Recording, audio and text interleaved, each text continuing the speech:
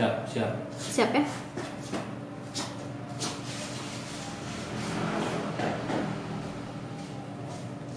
Oke. Assalamualaikum warahmatullahi wabarakatuh. Selamat sore Tribuners. Berjumpa kembali bersama saya Adelina Nurmalitasari di Dialog Ruang Kita Pos Belitung. Nah, kali ini sore ini kita suasananya agak sedikit berbeda ya, mungkin dibanding kebiasaannya. Kita mengundang narasumber datang langsung ke studio kami di kantor Pos Belitung. Nah, kali ini kita akan berbincang secara virtual dengan narasumber saya yang juga sudah hadir bersama kita. Ini adalah namanya Sarah Fergie. Sarah Fergie ini mahasiswa asal Belitung yang sedang kuliah di Deggendorf Institut Teknologi di Jerman.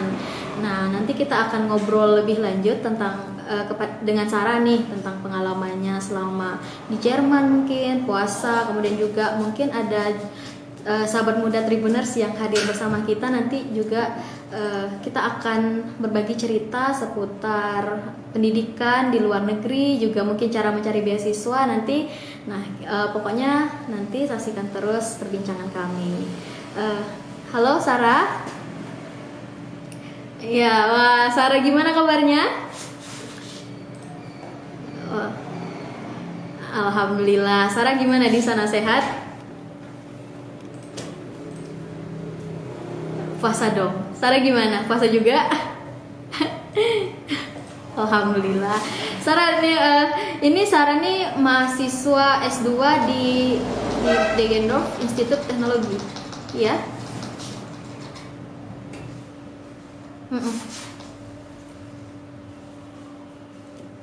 Wah, di mana tuh tepatnya? Di Bayern, Jerman ya. Oke.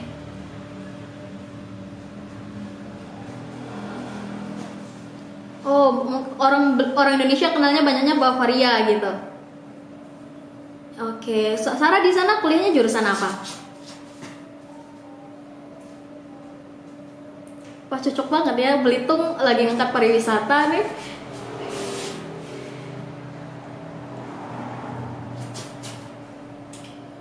Dalam pariwisata.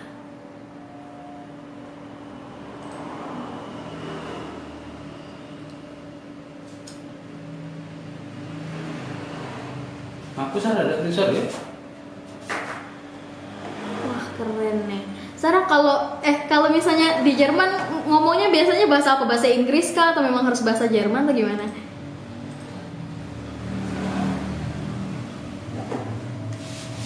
Sarah aku di mood gitu kayak. Oh. Boleh dong, ini Tribuners yang lagi nonton kita mungkin disapa pakai bahasa Jerman.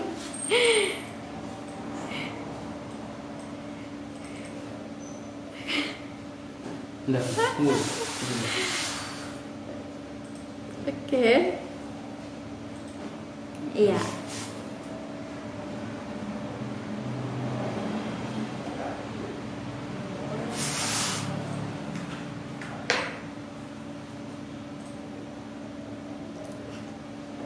Apa tuh artinya?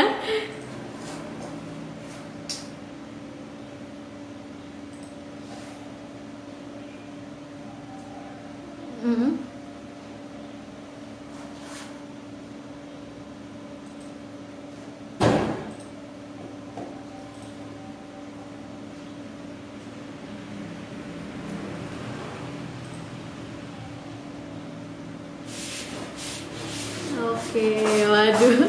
Sarah emang sekarang posisinya lagi di mana? Oh, oke. Berarti kuliahnya gimana, online atau gimana nih? Oh, pandemi juga. Berarti yang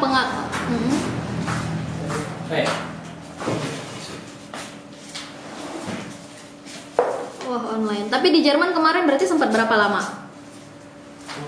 Kecil suatu.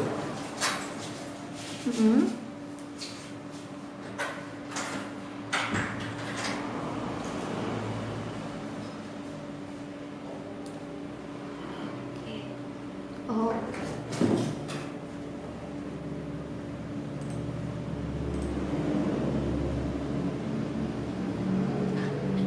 Kuliah online.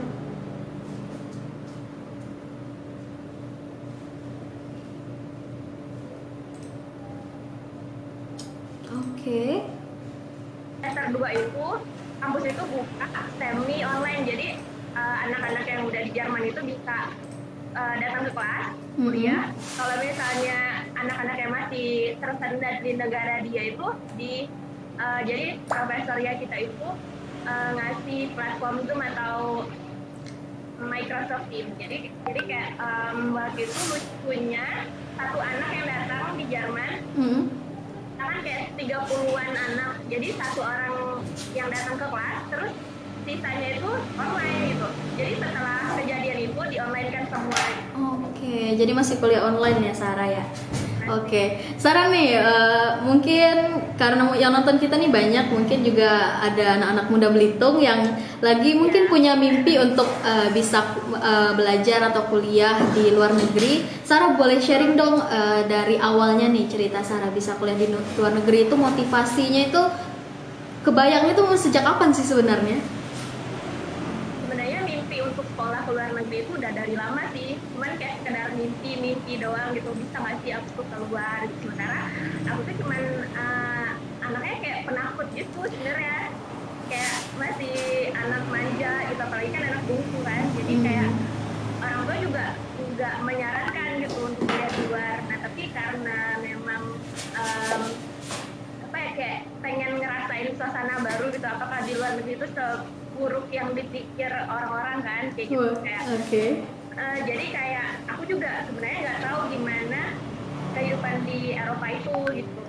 Nah sampai ketika setelah lulus SMA itu memutuskan untuk ya udahlah les bahasa dulu gitu. Kan dari situ tuh belajar kebudayaan, belajar nggak sekedar bahasanya aja, belajar kebiasaan orang Jerman kayak gitu. Jadi waktu aku les bahasa Jerman itu, jadi guru aku tuh ngejelasin orang Jerman tuh sebenarnya kayak gini gitu, yang notabene itu cerah gitu kan, kayak nggak pernah senyum tapi sebenarnya baik gitu dan ramah.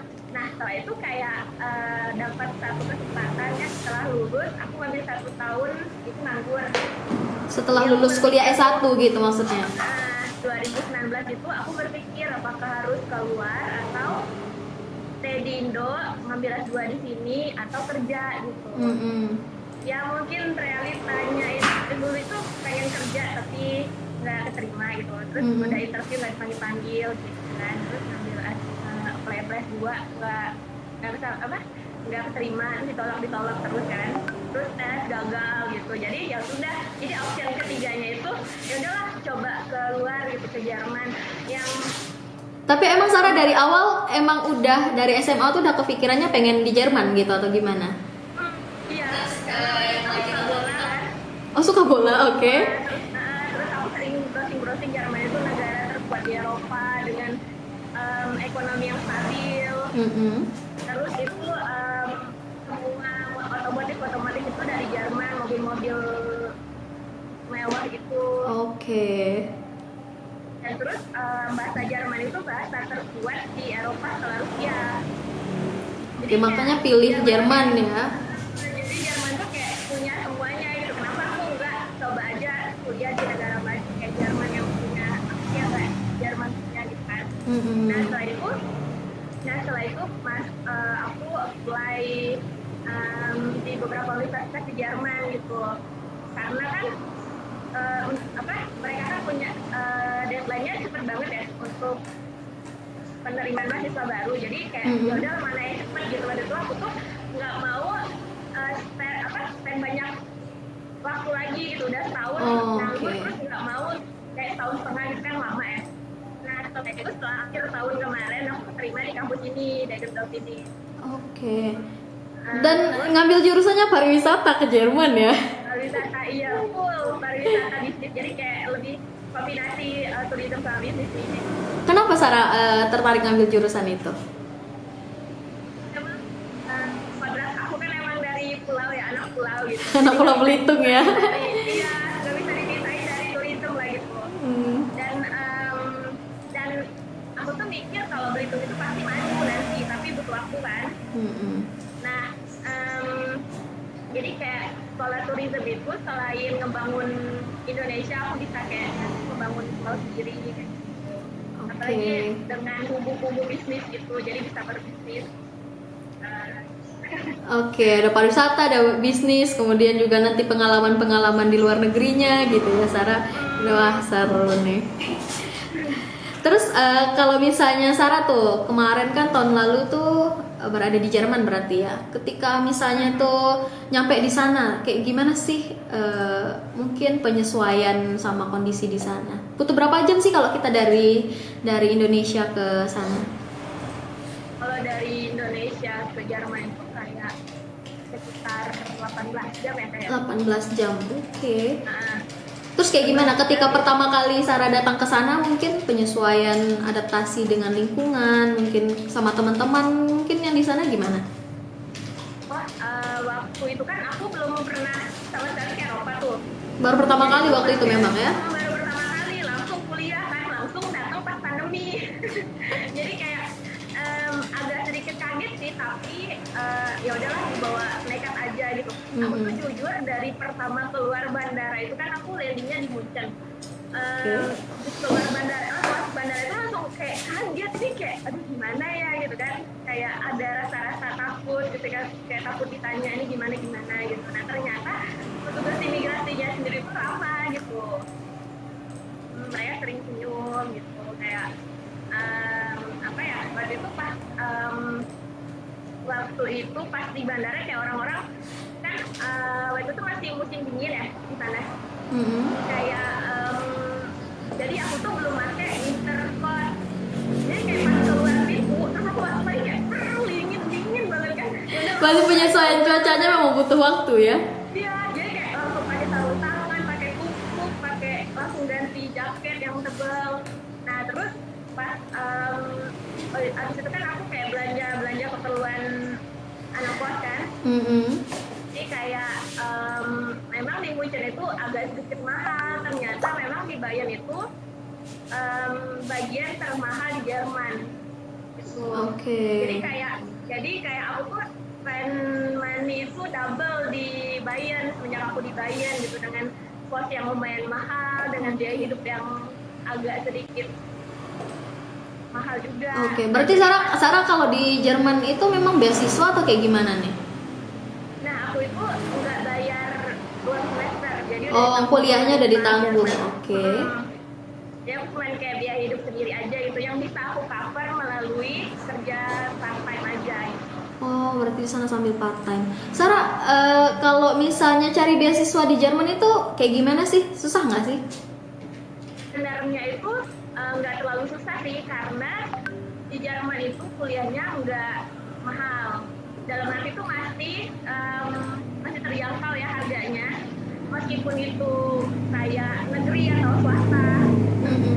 Yang malah menurut aku ya masih mahal kuliah di universitas negeri di Indonesia. Oh gitu. Ya, dan aku kan banyak nanya sama teman-teman aku waktu itu teman-teman aku pada S2 di Indo, aku tanya kalian bayar berapa gitu. Nah biaya semester mereka itu udah kayak biaya hidup aku di Jerman gitu.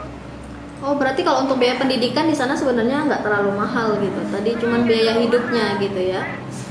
Cuman kayak berapa ratus euro gitu, yang di rupiahin ya mungkin kayak sekitar 89 juta satu semester. Tapi Sarah gimana? Udah nggak jadi.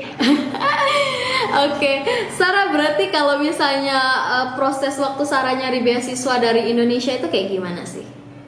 Berarti memang nyari. Dia aku nyari di internet, di Jerman aku waktu itu di Goethe Institute, aku nanya-nanya guru aku gimana cara dapat beasiswa, terus aku ikut pameran education di Jakarta kan banyak tuh, setiap per bulan tuh ada aja waktu sebelum COVID ya. Jadi aku kayak sering kayak mereka tuh dari kedutaan gitu datang ke Jakarta, terus selain itu dari internet, selain itu aku pergi ke kantor namanya DAAD Jakarta. DAAD itu beasiswa dari pemerintah Jerman untuk mahasiswa. Jadi aku datang ke sana, kayak ada di briefing dari mereka kan gimana cara dapat beasiswa, gimana cara apply-nya, ternyata tuh cuman beberapa kampus dan beberapa jurusan yang mereka cover fully gitu. Oke. Gitu. Jadi sebenarnya untuk cari beasiswa di Jerman itu sebenarnya agak mudah ya. Terus selain juga DAAD, terus ada namanya beasiswa Katolik ya dari Katolik gitu dari Jerman, tapi kayak mereka tuh cuma memberikan ya santunan beasiswa gitu. Aku juga waktu itu awalnya agak ngeri ya dari yayasan Katolik ternyata tuh nggak seburuk itu gitu.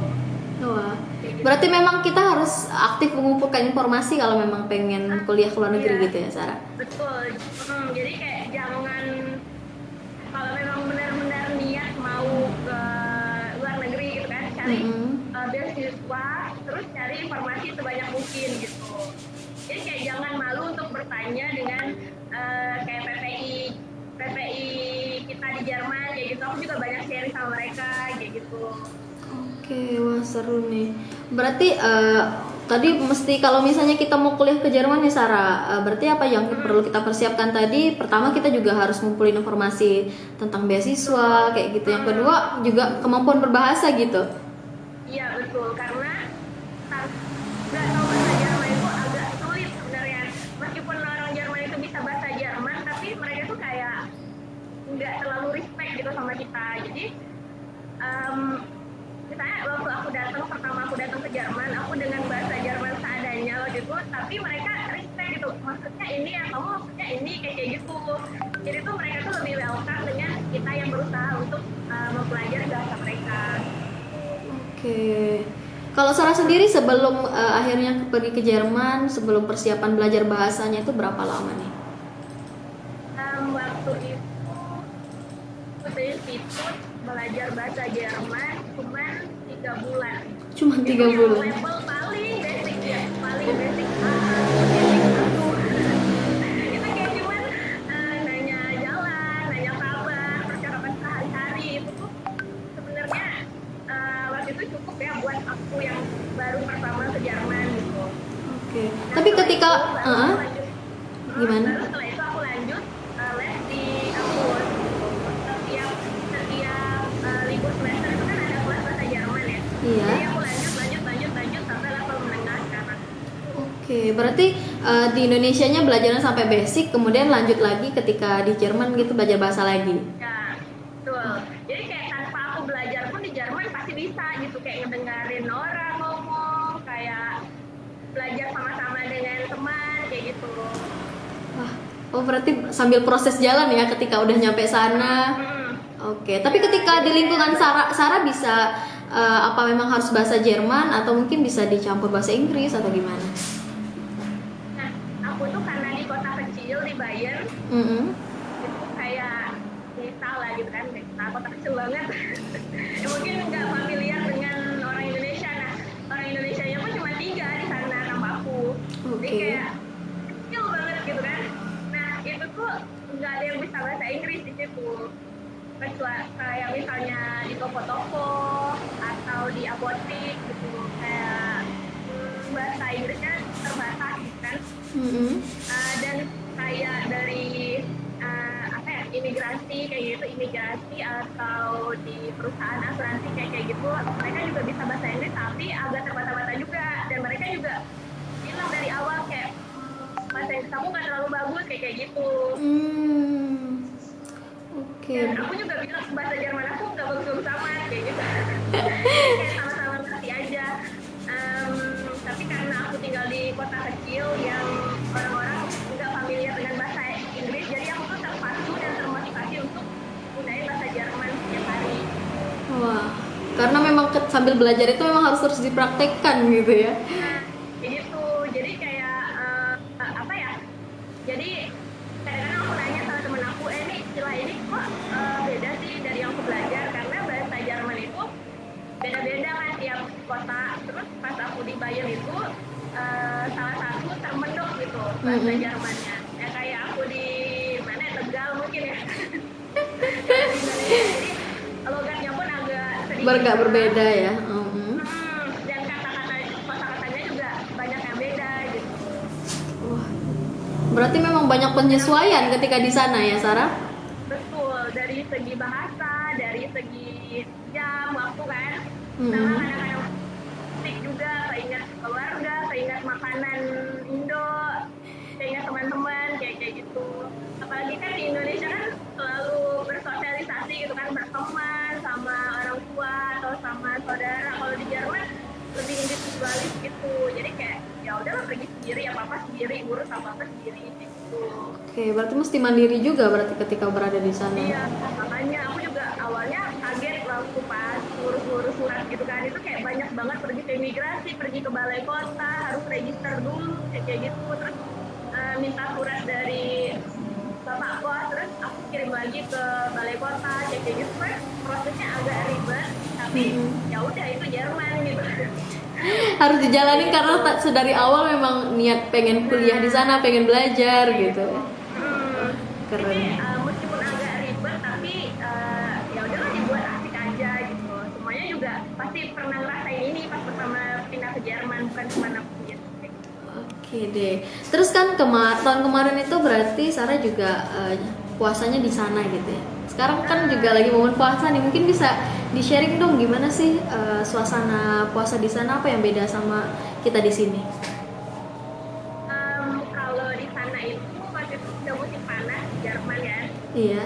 Musim panas, yang puasanya itu lebih lama, dan karena lebih lama daripada malam, jadi kayak saya kayak mulai puasa itu jam 3 subuh, orang baru sahur kita udah puasa gitu kan. Di sana udah puasa. Jam 3 subuh sampai buka jam 9 malam.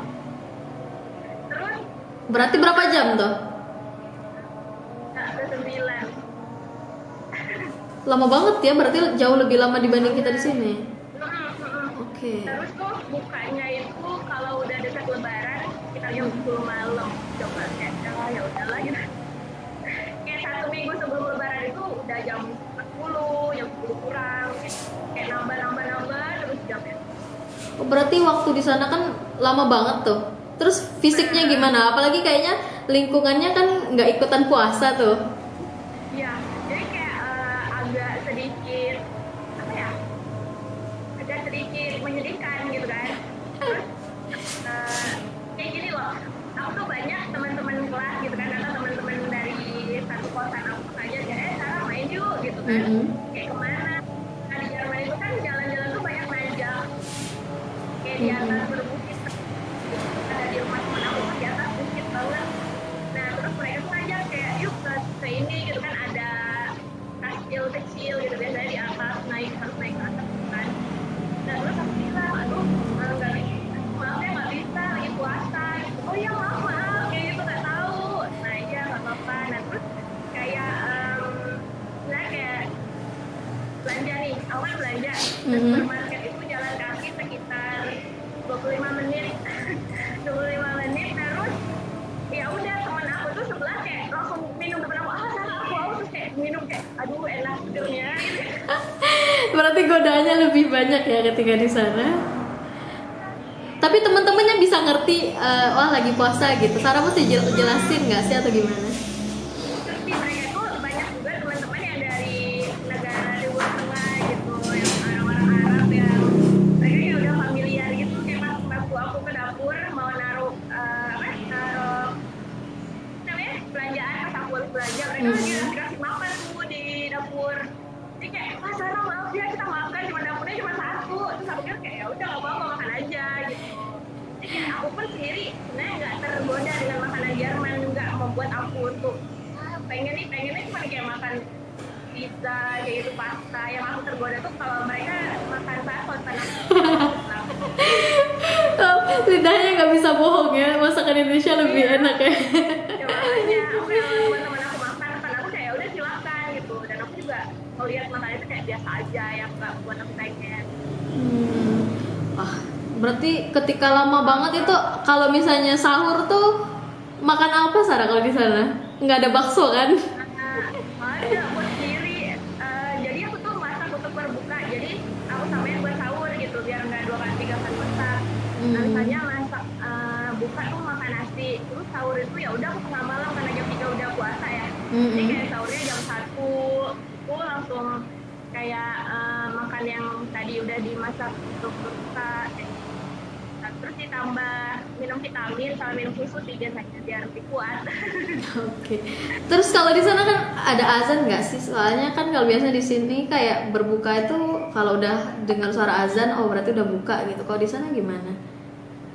Nah, karena di tempat aku tuh nggak ada azan, tapi pernah di kota gede dekat Berlin itu aku dapat info dari temen aku sih, ada suara azan gede banget dan kayak dikumandangkan gitu. Jadi kayak aku aja ngedengernya aneh gitu kan, kok azan bisa dikumandangin gitu. Dan ternyata itu musim itu nggak seburuk itu di Eropa gitu, apalagi di Jerman.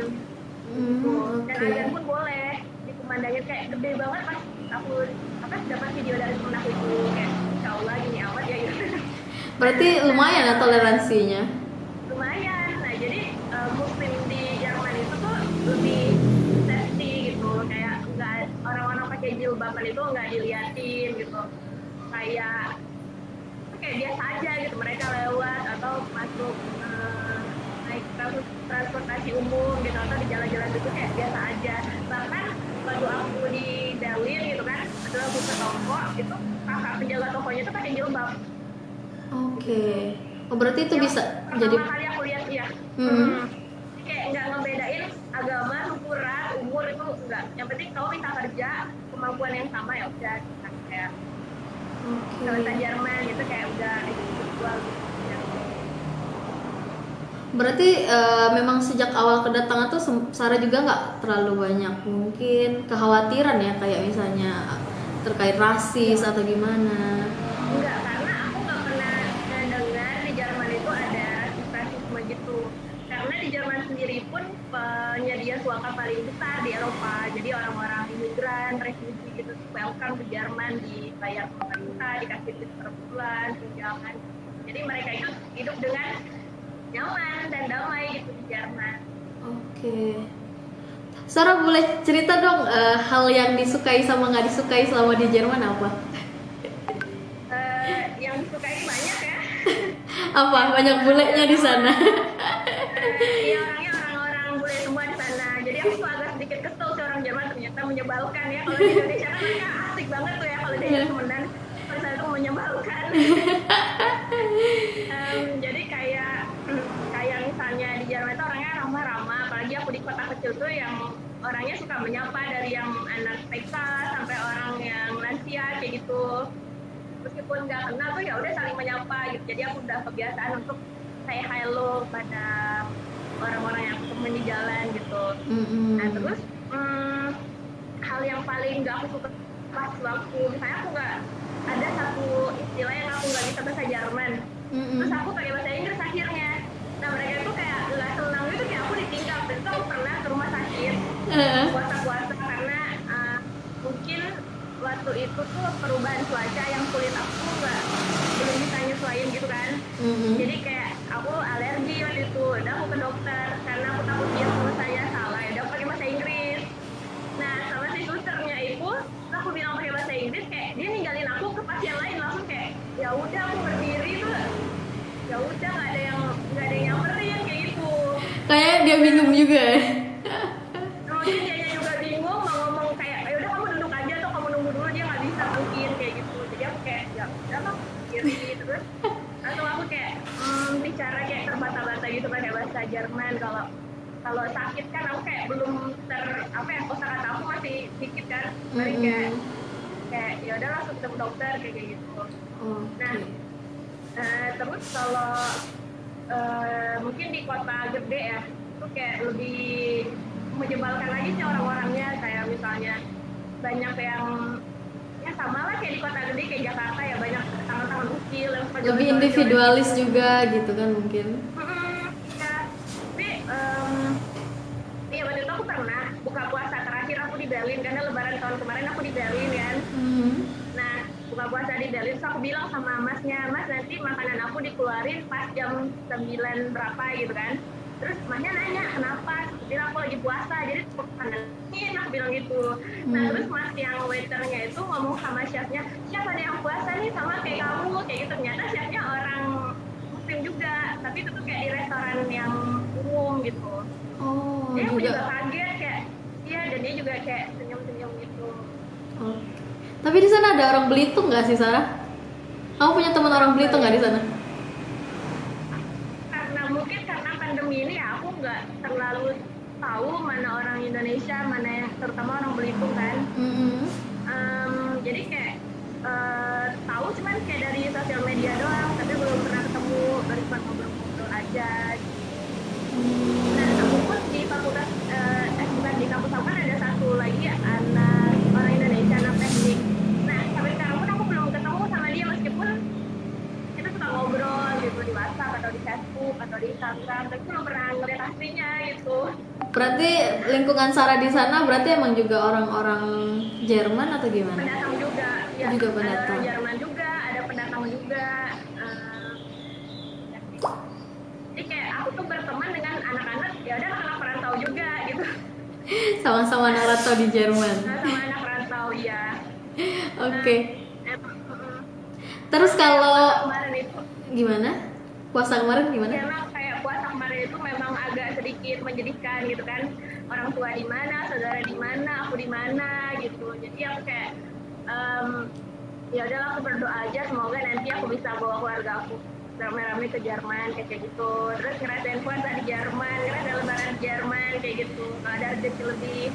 Nah, tapi tuh banyak teman-teman aku yang muslim juga itu nggak puasa gitu karena emang waktunya emang panjang sih ya. Panjang. Dan kalau cara aku pribadi sih aku tuh nggak membebankan puasa itu nggak nyebutin puasa itu sebagai beban gitu di hidup aku. Jadi kayak udahlah jalanin aja, atau mati kalau emang meninggal juga bukan karena puasa, kan emang udah takdir kayak gitu. Berarti tetap puasa terus waktu di sana? Puasa terus alhamdulillah. Dan lagian mana ada sih orang meninggal karena puasa, itu aku belum dengar ya. Tapi kalau orang kelaparan sih banyak. Ya udah puasa aja. Capek pun wajar, terus aus pun juga wajar sih. Oke. Terus kalau akhirnya lebaran di sana gimana nih? Nah, karena itu nggak bisa pulang. Kita daripada aku bolak-balik lagian kan puasa aku masih kelas sampai lebaran juga semuanya ada kelas, karena liburnya itu cuman ya libur-libur mungkin Natal, tahun baru, Pasca gitu-gitu kan, yang libur panjang. Nah, ya udah aku memutuskan untuk ya udah aku pergi ke Berlin aja gitu. Lagian kuliah kan bisa online kan. Kan bisa bolos juga nggak apa-apa sih, lebaran juga. Nah, terus ya demi menghibur diri ke Berlin, ngelihat tembok Berlin, terus ngelihat sejarah Jerman Timur Barat kayak gitu. Jadi tuh lebaran sambil berwisata. Berwisata. Kan anak pariwisata memang harus berwisata kayaknya. Nah gitu. Nah, kebetulan waktu lebaran itu kasus corona di Jerman itu udah turun. Nah, setelah lebaran naik lagi gitu. Makanya aku pulang sekitar setelah lebaran lah. Oke. Terus kan kalau misalnya suasana di Belitung tuh kalau lebaran rame banget, ada sholat id, kemudian juga nanti ketemu halal bihalal, open house segala macam biasanya ya kalau kondisi normal. Banyak acaranya ya. Banyak acaranya. Kalau di sana gimana, sendiri? Nggak ada makanan-makanan apa gitu? Buat sendiri sih kayak bakso, rendang, opor, kue-kue kering itu aku buat sendiri. Terus apa ya, sebenarnya pengen buat kayak masak banyak-banyak gitu, tapi berhubung waktu itu aku langsung pergi ke Berlin, ya udah gitu. Jadi kayak setengah kue aku bawa ke Berlin kayak gitu. Karena punya anak itu harus hemat gitu. Anak kos ya? Ya sama suka aku bawa di Berlin, masih di Berlin. Oh, berarti mama masak biasanya? Masak ya, tapi ya karena masaknya jauh lebih murah daripada beli, ya udah aku masak aja. Oke. Tapi kalau untuk nemu toko jual bahan-bahan kita ini bahan Indonesia kayak gitu susah nggak sih? Oh, di toko-toko Asia gitu. Banyak sih di toko Asia, tapi agak sedikit mahal, kayak double price gitu. Makanya aku tuh jarang beli apa-apa di toko Asia. Cuman aku tuh cuma beli kayak ini doang, apa sih, tapioka ya, tepung tapioka gitu Oh, yang tepung-tepung, ada oke. cuma di toko Asia gitu, dan itu pun mahal, harganya kayak 80.000 satu plastik kecil. Oke. Mahal gitu. Sarah Jadinya aku beli di supermarket biasa. Oke, terus Sarah punya mungkin saran-saran nggak sih sama anak-anak muda Belitung nih yang juga mungkin punya mimpi pengen kuliah di Jerman atau di luar negeri lah, itu kayak gimana? Sebenarnya bermimpi aja dulu, kayak aku pun juga nggak langsung ke Jerman kan, aku bermimpi itu udah dari lama sebenarnya. Mimpinya udah dari lama. Misalnya belajar otodidak bahasa Jerman, kayak nambah-nambah teman orang Jerman, sama kayak sering browsing, terus cari beasiswa, cari farmasi, cari teman yang ada di Jerman kayak PPI gitu. Jadi banyak banget dapat informasi sebelum kita pergi ke sana, kayak riset dulu lah di sini gitu kan, daripada di sananya kayak kelabakan atau kalau nggak tahu apa-apa kayak gitu kan. Nah, lebih baik di sininya dulu yang prepare di Indo dulu. Kayak misalnya meskipun di Jerman itu nggak ada program yang bahasa Inggris, tapi harus pakai bahasa Jerman juga, karena kasusnya di aku ini dan aku jelasnya pakai bahasa Inggris tapi PPT-nya itu bahasa Jerman, jadi kita tuh harus ngerti, oh ini dia ngomongin yang ini, dia ngomong slide ini kayak gitu. Jadi harus bagus multitasking juga, PPT-nya bahasa Jerman, rasanya jelas bahasa Inggris gitu, jadi kita harus nyambung. Nah terus selain itu juga keberanian sih sebenarnya. Keberanian. Kayak misalnya di luar negeri tuh literally sendiri, individual gitu, jadi kayak nggak ada yang nolong gitu, meskipun teman juga nggak sepenuhnya dia nolong gitu kan.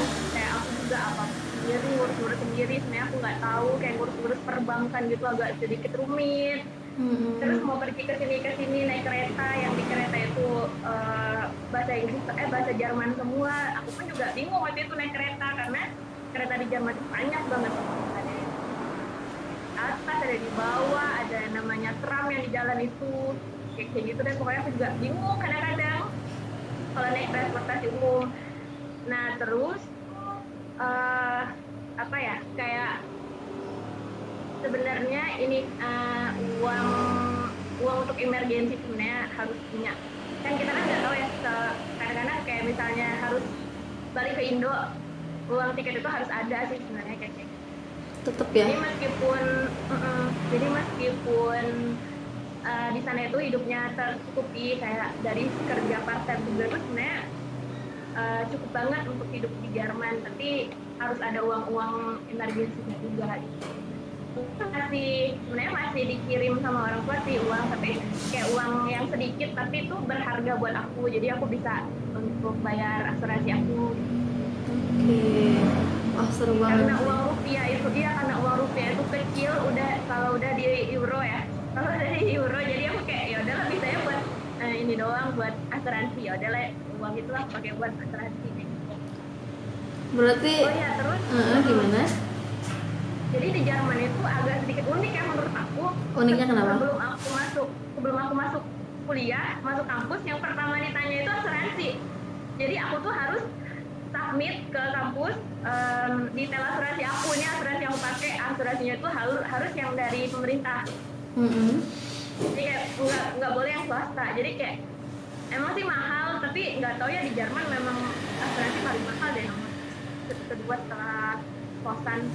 Oh, berarti memang banyak banget ya. Oke. Jadi setelah aku ngasih asuransi aku ke kampus, nah kampus baru ngasih aku kartu mahasiswa kayak gitu. Berarti memang banyak banget yang perlu dipersiapkan kalau memang kita punya mimpi untuk ke sana gitu. Tapi tadi jangan pernah nyerah ya, sama mungkin nanti kondisi apapun yang ditemui, kalau memang punya keinginan kuat, kita bisa ngejalanin semuanya. Kita bisa jalanin. Karena emang harus modal nekat tuh penting banget ya. Penting banget. Terus kayak nggak usah takut buat bertanya. Di Jerman tuh orang-orangnya baik, makanya aku kayak kemanapun aku pergi pasti aku kayak ada teman baru gitu, ketemu orang baru gitu. Dan aku pun juga nggak tahu aku ketemu dari mana gitu. Kayak apa sih ya? Tapi menurut aku sih lebih aman tuh kerja di Jerman gitu. Oke, wah. Jauh ini, meskipun pulang malam gitu kan, kereta kan biasanya jam 1 malam terakhir sampai rumah, misalnya jam 3 subuh, itu kayak nggak ada yang peduli gitu, mau jalan mabuk-mabuk kayak mau jalan sempoyongan kayak gitu, nggak ada yang ganggu. Oke, Sarah lama di Jerman masih bisa bahasa Belitung nggak kamu? Santai be. Pandai. Santai. Boleh lah disapa mungkin orang Belitung nih pakai bahasa Belitung. Woi orang Belitung, ngomong apa ya? Apa aja boleh. Yang memotivasi deh, motivasi anak muda Belitung deh. Ya oke. Ya biak Belitung yang baru nak cari kuliah. Kalau misalnya nak kuliah di luar negeri, carilah informasi itu banyak-banyaknya kayak di internet atau di media sosial, atau langsung datang ke yang tadi aku sebut DAAD gitu yang di Jakarta, yang penyedia beasiswa dari Usah takut pokoknya ya. Usah takut, di Jerman itu tak ada nak mulai nikah. paling mau ketemukan aku mulai. Oke deh, Kak Sarah makasih banget loh udah bergabung dan ngobrol-ngobrol sama kita di Ruang Kita Pos Belitung. Makasih banyak sudah berbagi, sharing-sharing cerita pengalamannya selama di Jerman, motivasinya tadi juga termasuk ketika beribadah ya, puasa, kemudian juga sampai ke Lebaran di sana. Kak Sarah nanti ya pokoknya makasih banyak Kak Sarah ini udah hadir. Terima kasih banget. Terima kasih. Iya, oke kita closing ya. Oke. Kak Sarah terakhir nih, mungkin ada yang ingin disampaikan lagi sama Tribuners yang menyaksikan kita?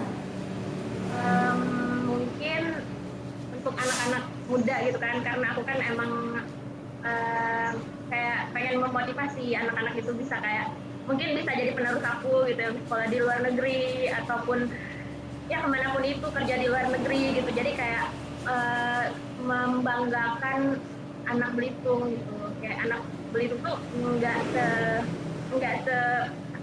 se terbelakang ini gitu. Mereka juga bisa kerja di luar negeri, sukses di luar negeri, kuliah di luar negeri, dan nanti pasti balik tuh ya membangun sendiri gitu. Jadi pokoknya karena ini puasa juga kan, untuk teman-teman yang mungkin di luar negeri, yang mungkin di Jerman juga, jadi jangan ngeluh gitu kan, jangan ngeluh kalau puasanya lama gitu. Terus ya kayak aku juga bisa, kenapa kalian enggak gitu, kayak gitu. Nah terus kalau mau ke Jerman jangan lupa belajar bahasa Jerman, nanti aku bantu kalau mau belajar gitu. Atau mau cari-cari informasi boleh nanya sama aku, nanti aku luruskan gitu. Nanti kayak aku bantu lah gitu anak-anak Belitung yang mungkin ada niatan ke Jerman, ya aku tuh senang gitu. Selain ternyata anak Belitung tuh bisa keluar gitu kan, mungkin nanti suatu saat kan bisa ketemu di Jerman. Pokoknya tetap semangat belajar, terus kumpulin niat. Kumpulin niat ya. Oke deh Kak Sarah, makasih banget sudah bergabung bersama kami. Iya, sama-sama. Nah itu tadi sehat selalu juga. Oke, nah itu tadi Tribuners perbincangan kita sama mahasiswa asal Belitung yang juga lagi menempuh pendidikan di salah satu kampus di Jerman. Sekian ruang kita kali ini bersama saya. Terima kasih. Wassalamualaikum warahmatullahi wabarakatuh.